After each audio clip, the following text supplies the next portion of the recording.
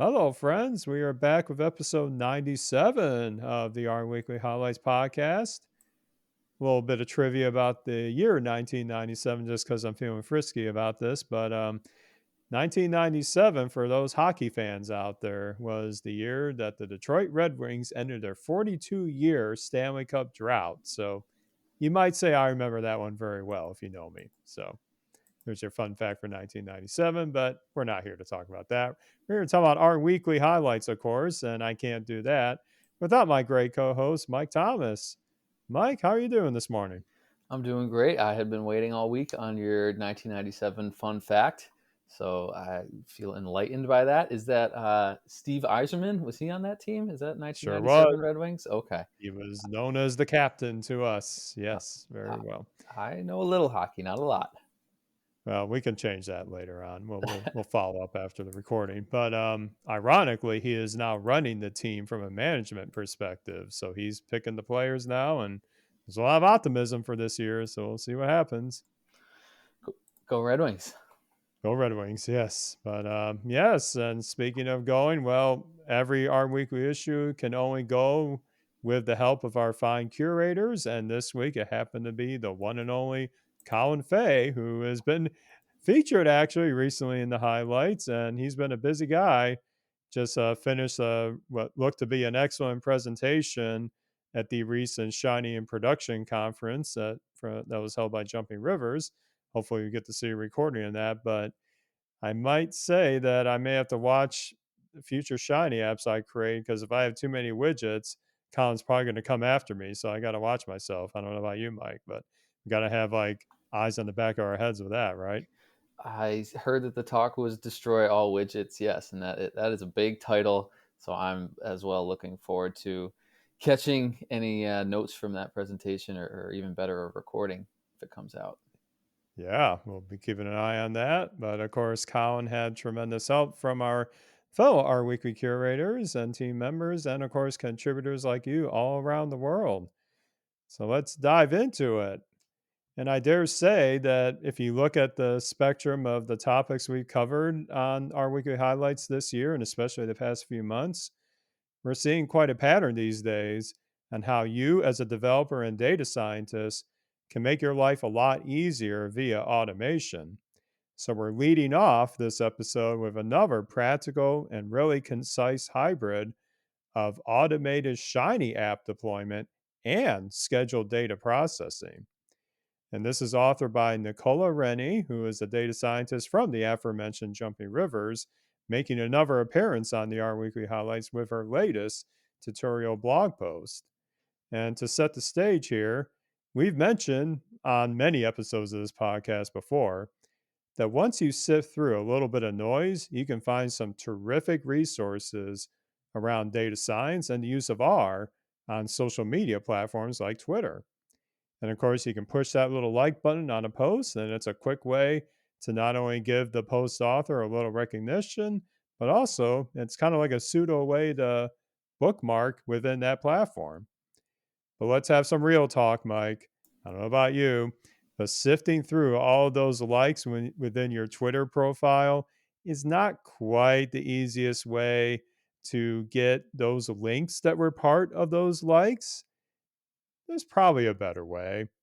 Well, of course there is. And that's where the power of Shiny and a few other packages come into play.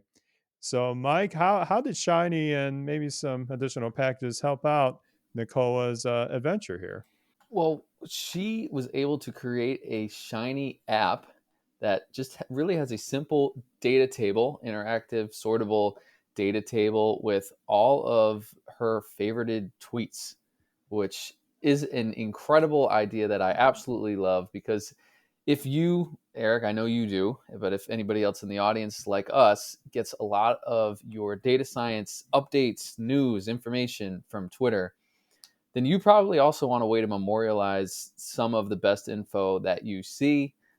There's nothing pseudo about pseudo bookmarking when I am favoriting tweets. That is my only current way that I try to memorialize tweets that I like and want to come back to. But it's a terrible process. I have also emailed myself links to tweets before. I will admit it. That is, really hard to swallow as a data scientist. So I think I'm going to have to mooch some of Nicola's work here.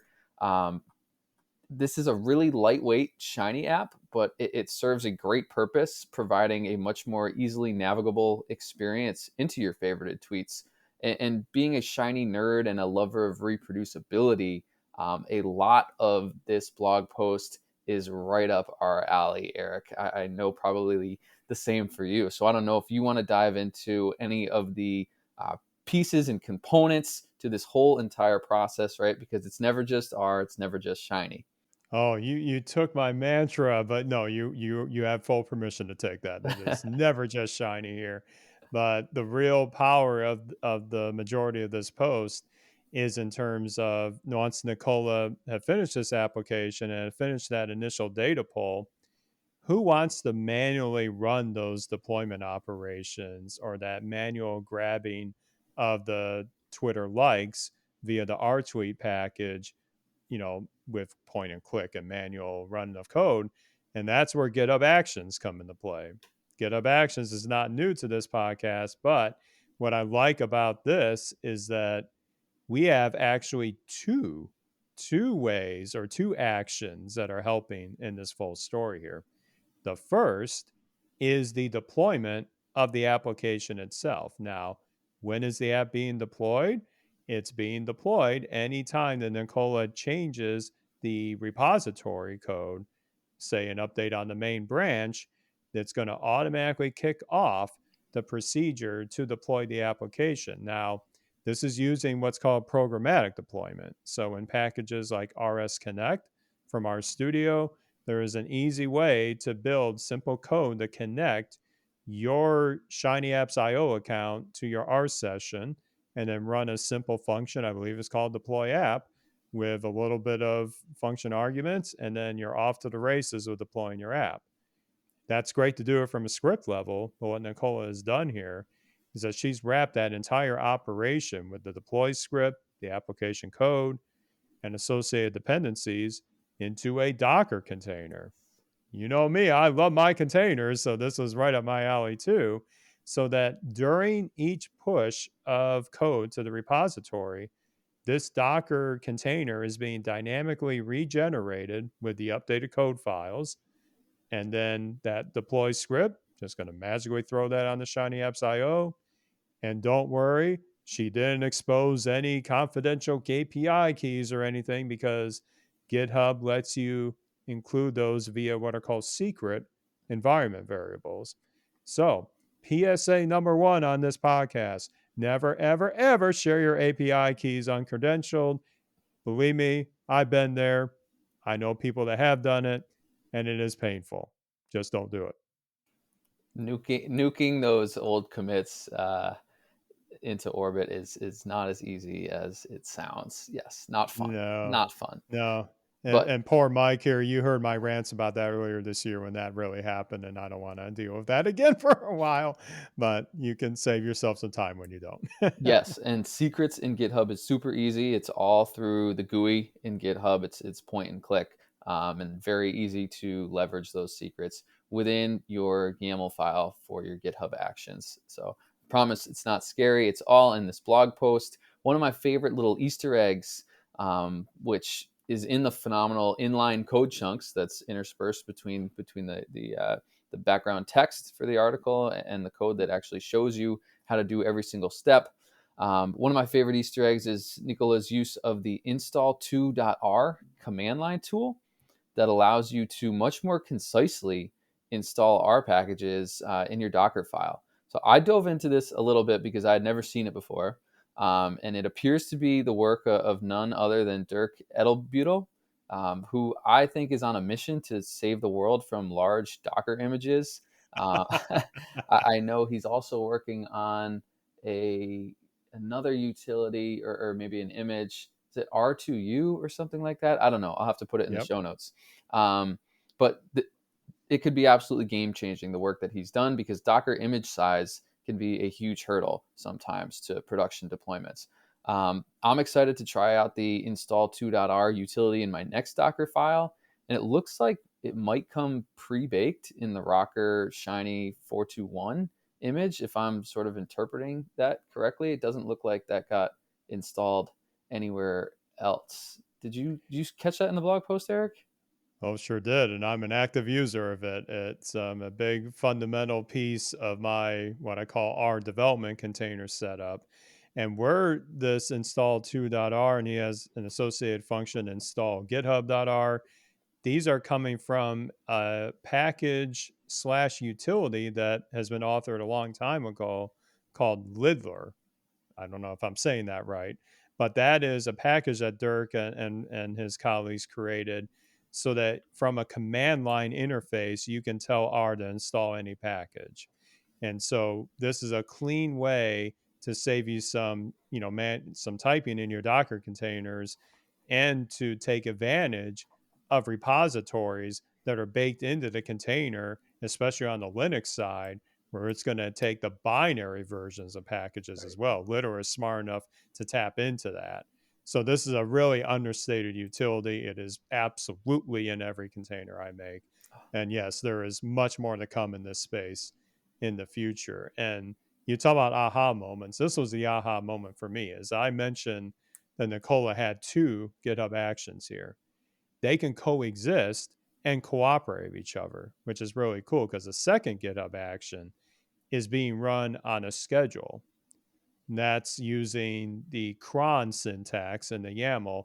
Don't be scared by cron. We'll have a link in the show notes to where you can generate via the somewhat cryptic syntax how frequent you want to run something. In her case, she's running, I believe, every day at 8 a.m. or something like that.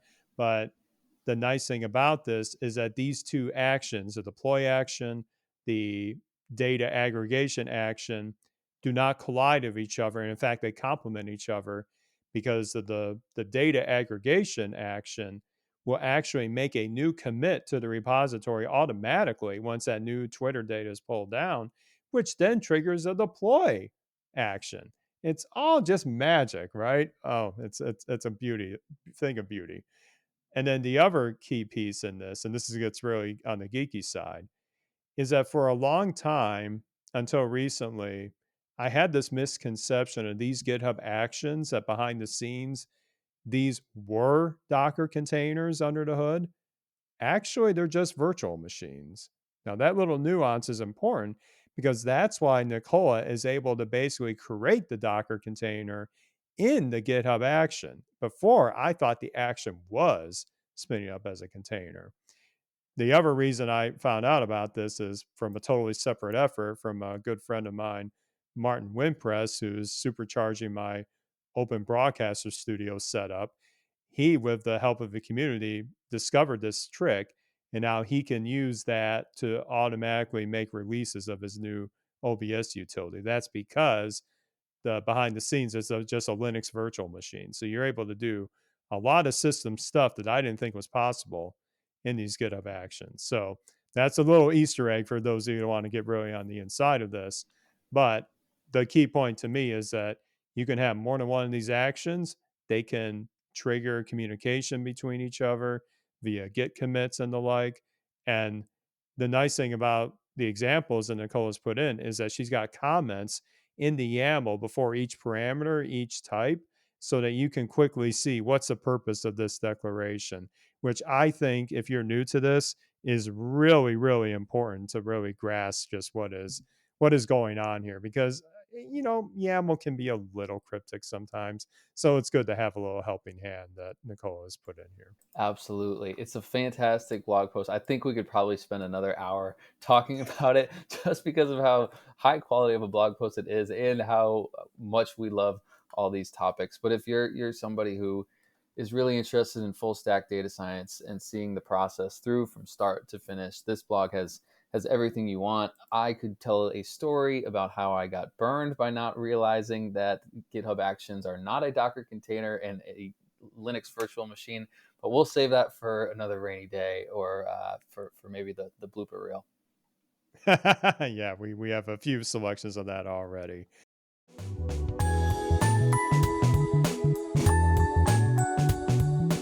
We like to be more productive, don't we? Well, of course, our second hobby is going to take that to another level because it seems like only yesterday that we featured Allison Hill's post that was elegantly titled, "We don't talk about Quarto until now." Well, you might say that opened the door a crack, but probably after our studio conf, that door's been kicked down with a steady stream of knowledge just flowing seemingly every week. And so that brings us to our second highlight where we have Isabel Velasquez and Tom Mock from our studio, soon to be Posit. They're sharing the spotlight on 6 Quartal productivity tips that are going to help you as a Quartal document or website author to save you a lot of time and teach you even more capabilities than what Quartal has. These are coming at a great time for me personally, as I am gearing up for another workshop in November that's being built with Quartal once again. And so I especially like the tips that are around the use of RStudio snippets that help you create these specialized, what are called divs or fence divs. These are the sections in your Quartal document that have those like sequence of 3 colons with some optional settings afterwards. So to save you a little time, these snippets can get you up and running super quickly with some of the more common types of fence divs that you could construct, such as columns or embedding links or embedding styles. There's a lot of great snippets that are, of course, linked in the blog post. So you can supercharge your RStudio snippet installation with all of these. And then the other one I liked was that how you can include content from another Quartal document. This actually has some similarities to the way in R Markdown you can include what are called child documents. But the other really neat aha moment is that you can not only include these child documents, but you can conditionally determine when to include this and when not to include it based on the output format. This is something that took a little bit of hackery in the R Markdown days, but with Quartal, it's all built right in. This was hugely helpful to me as I recently wrote a reviewer's guide for an upcoming submission project where I authored it in both HTML and PDF. And for the HTML version, I wanted to include some additional content to take advantage of that dynamic format and leave the PDF one to get the more static content. But that conditional inclusion was so helpful to make that much easier. Now, we love our continuity, right? So, of course, they conclude this post with sharing a dedicated GitHub repository with, you guessed it, GitHub Actions for automatic deployment or publishing of Quartal documents and websites and more. Boy, I don't know what else you could want, but I loved reading this. I've learned a couple things already.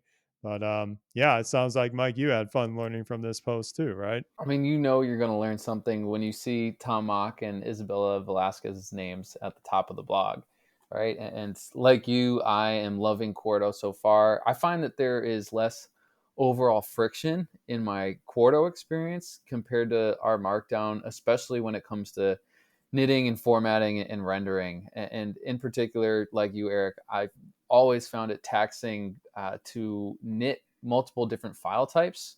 Like maybe I want to knit to HTML and PDF, and maybe those it's not so easy to knit to both in our Markdown and have them look the way that I want them to look. And the conditional rendering is incredible. The ability within the YAML header to specify different options for each type that you're going to be rendering to is absolutely phenomenal as well. And I just used that on a project. I gave the client, here's the HTML version, here's the Word version, here's the PDF version.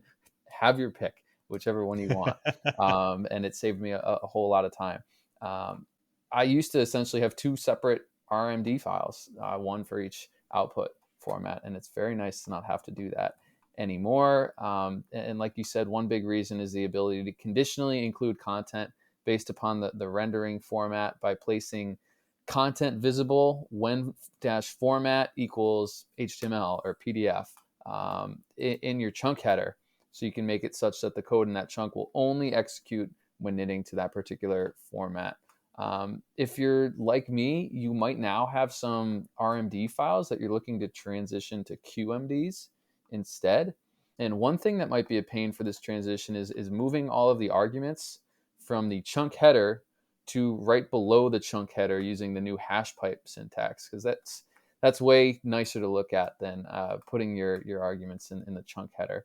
And you do not have to do this by hand. Incredibly, there is a function in the knitter package called convert chunk header that will take care of this for you. You just literally provide the OG RMD file and the destination QMD as the two arguments to this convert chunk header function, and bam, the chunk options will automatically be converted for you in your output QMD file. That's huge. That's huge. That's an incredible function. Whoever wrote that, hat tip. It's another productivity enhancement game changer, I think, from the RStudio team, soon to be Posit team. Yeah, there's so much. I mean, when you look at what Quordle has to offer, there is so much to take into your authoring tool set and the outputs and everything. And having it augmented with these additional tricks that you could do to use existing tools to make that development even easier. I mean, there's a reason this has gotten so much attention. It's really been written from the ground up to ease a lot of these getting started with scientific publishing and scientific communication. And then if you have the ability to also even write extensions that some are highlighted here, like the inclusion of little snippets to save you a boatload of typing, of like including a link to a video presentation or a link to a Twitter post that we were just talking about. There are lots of the extension ecosystem is expanding, and I'm interested to see where that goes as well. But even with that aside, you still have so much that's built in the Quarto that is right there at your fingertips to make this a lot easier. So, as I said, all my workshop materials or any other presentations I do, Quarto is plan A until I hear otherwise, because I get to have the different output formats for different customers. And yes, there are some that still like the PowerPoint stuff. We don't judge here, but yes, it could do even PowerPoint as well if you need to, of course. Only if you need to. Yes, that was I don't mince words here. Only if you need to, but we'll save that. That's another rant for another day.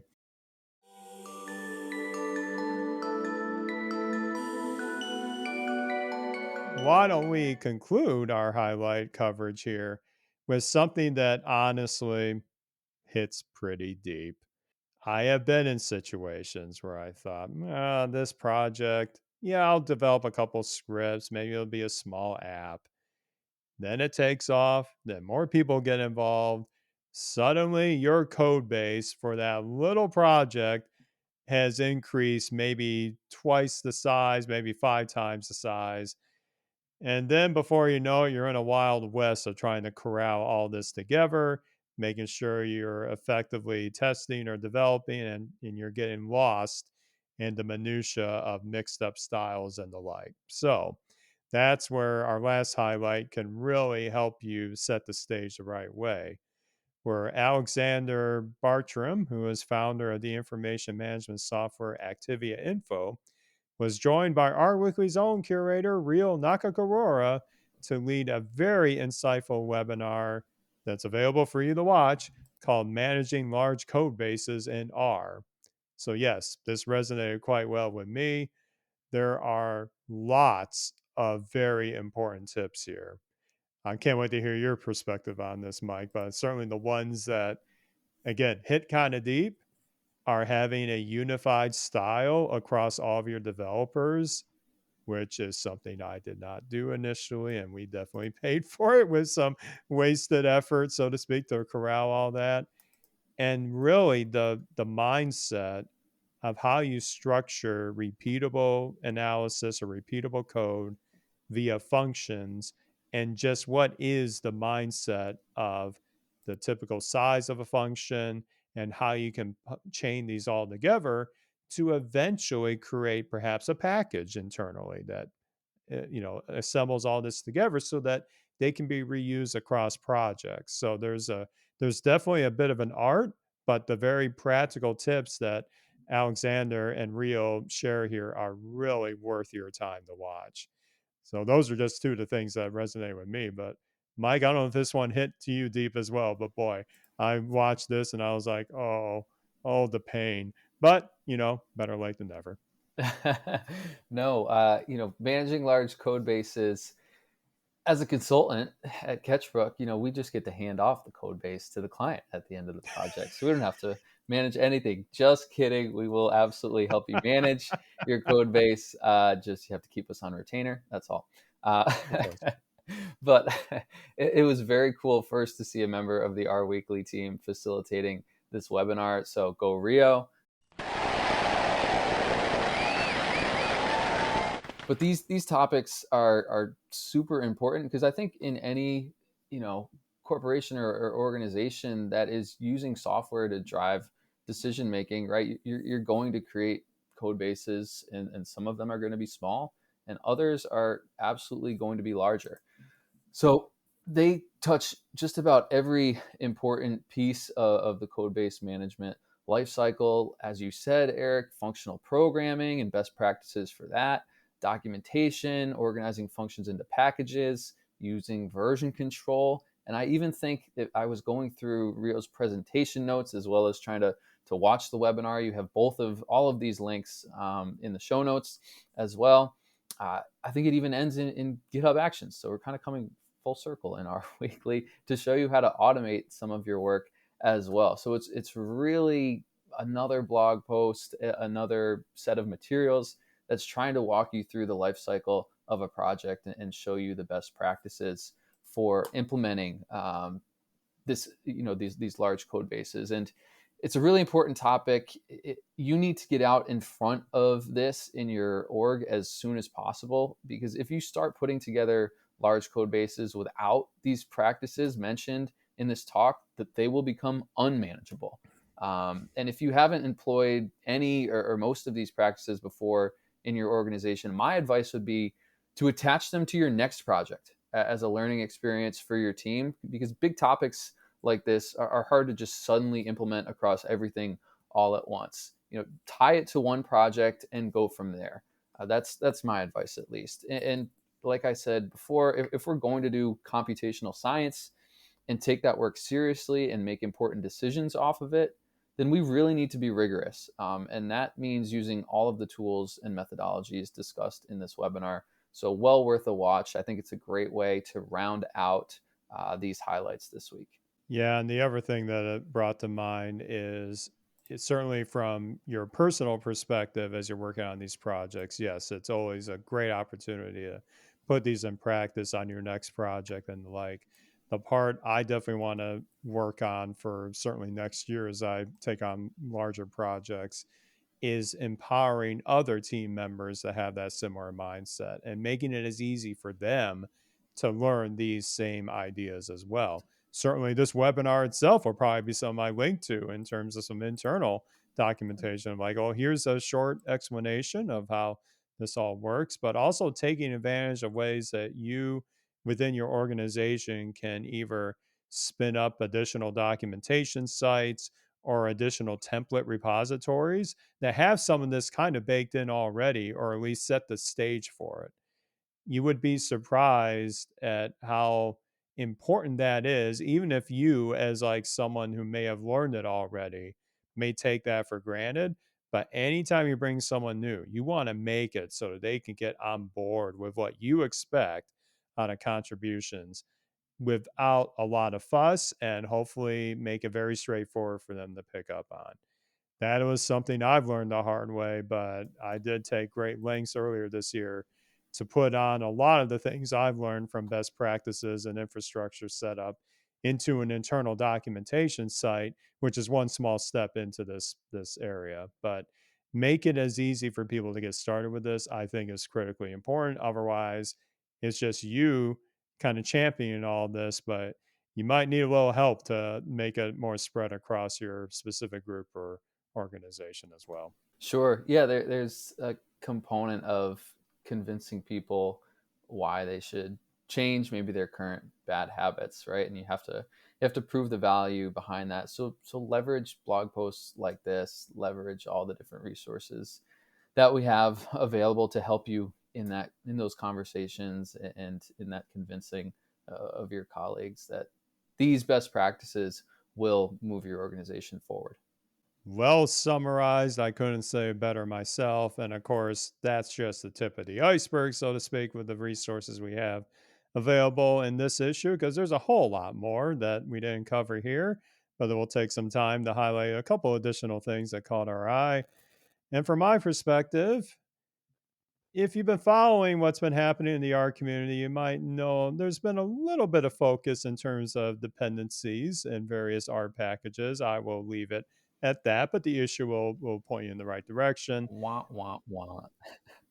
Oh goodness, yeah. But I will put a little bit of a plug here for an additional post we have in the issue from a good friend of mine, Ari Lamstein, who actually was in my workshop at RStudio Conf. So shout out to Ari if you're listening. But he wrote a recent blog post talking about an update he's made to his open source package called Chloroplither. I've never said it out loud, so don't hate me, Ari, if I got it wrong. But it's not even so much about the updates of the package itself, but the blog post is a very kind of insightful piece that gives you a window to what can be a dilemma that a developer with something like a piece of software that's been released open source that they face when it comes to maintenance and the impact of their decision on whether they keep going and they maintain it or they just kind of let it be. So, very insightful ideas. And certainly in this current situation, it was very timely, but really well written post by Ari. So, I highly recommend checking that out. But, Mike, what did you find? Yeah, this episode is brought to you by our studio package manager and, and all the great things it has to offer. Just kidding. The other post that I wanted to highlight was Kasima Meyer's post about mastering debugging in R. And this is, again, a topic that I don't feel gets enough coverage. But like Kasima, I would argue that you need to take the time, probably just an hour, to learn about debugging in R Studio. It will save you way more than just that hour you invested during the lifetime of your programming journey. A well placed browser function in my Shiny app is amazingly informative in letting me walk step by step through my app's code and see the intermittent results along the way, something that you could not do otherwise. That's just a little tidbit from me and from Kasima's post. So definitely one to check out if you haven't dipped your toe yet or are just starting to dip your toe into learning about debugging best practices. Yeah, this brought back memories of many years ago. We were doing kind of an internal R training of a series of like bite sized topics, and debugging did come up. And it kind of shocked me that those coming from other languages, and we won't name names, but it has three letters in it, were shocked at how much easier it is to debug within R once you know about these various built in utilities. Well, what I liken to the browser function is there's been a mishap that occurred. That's why you're seeing the error. But browser's going to take you at the time before the accident, so to speak, so that you can see what led up to it and you can inspect that environment. And I tell you, that is easily the debugging technique I use the most. It is literally that, and the other ones are like very minuscule compared to browser. It is such a valuable part of my arsenal. I can't highlight that enough, but she covers way more than just that. So very, very good find there, Mike. But there's way more than that as well. So please check out ourweekly.org. You're going to find the latest issue, all the resources we mentioned, certainly links to additional great content out there of the multimedia variety as well in the videos and podcast section, where you'll see all the back catalog of this very podcast as well if you want to catch up on what you missed. And if you like to have some new content featured that you've seen online, whether You saw a great post on Twitter, you saw a great blog post or whatnot, just send that our way via a pull request to our upcoming issue draft, all in Markdown. Markdown's all the rage these days. So if you've heard about how much Quarto's been taking over, well, that's all based on Markdown. So very easy to get set up. And if you are on Twitter and you want to have a post conveniently shared, just send a note to the rweekly_submit Twitter handle, and we'll get that into the issue as well. That's another little nugget that may not get a lot of attention, but thanks, Mike, for highlighting that last time. And I'm going to keep drumming that along as well. But yes, and it's hard to believe we are almost approaching the big 100 of this very podcast. So I have a little, you might say, request or a little ask for all of you listening. If you had a favorite moment or a favorite resource that you learned from our weekly, send us a shout on Twitter. We'll be glad to feature that in episode 100 of the things that you've liked the most that you've learned from our weekly. Maybe it's a skill that you've been able to enhance or a new find, anything big or small. We'd love to hear about it. So, how you can submit that to us? Well, you can find me at the Rcast on Twitter if you want to submit your request to me. But Mike, where can they find you? I love that idea, Eric, and we're looking forward to hearing about everybody's favorite through the last almost 100 episodes. You can find me and tag me as well in any requests at Mike_Ketchbrook, KETCHBROOK. Awesome. Yeah, I know for me personally, before I joined our weekly, I learned so much, and being involved on the curation side just took that up another notch, but it awakened so many things that I didn't think were out there. That's what we're all about. I'd love to hear what y'all been learning. So, well, I'm learning that our time's almost up. So we better close up shop here. But that has been episode 97. And we'll be back with episode 98 of the Our Weekly Highlights podcast with likely some random trivia about 1998 as well next week.